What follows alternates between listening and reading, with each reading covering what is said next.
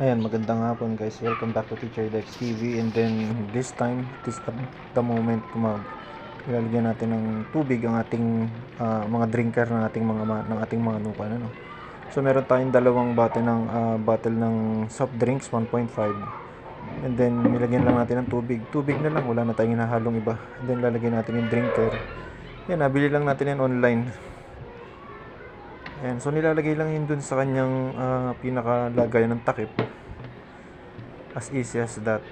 And then itatali lang natin dun sa corner ng ating manukan, ano.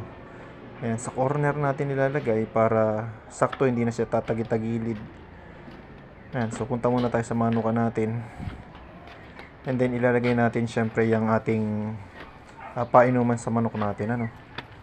Ayan, so hapon na. At syempre, hingal pa rin ang manok natin yan. May araw pa rin eh. So hingal na yung mga manok natin, uhaw na yan. Kaya this time lalagyan na natin ng painom. Ayan, so madali lang din ikabit ang ating drinker ng ating mga manok. Ayan, so itatali mo lamang. Ayan. So pagkatali natin yan, since nasa corner nga yan ng ating manukan, hindi na siya tatagi-tagilid, ano. Ayan, ganyan na lang siya.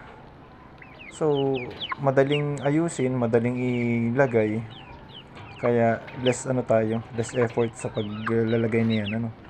Yan, tuloy-tuloy ng pag-inom ng mga manok natin yan.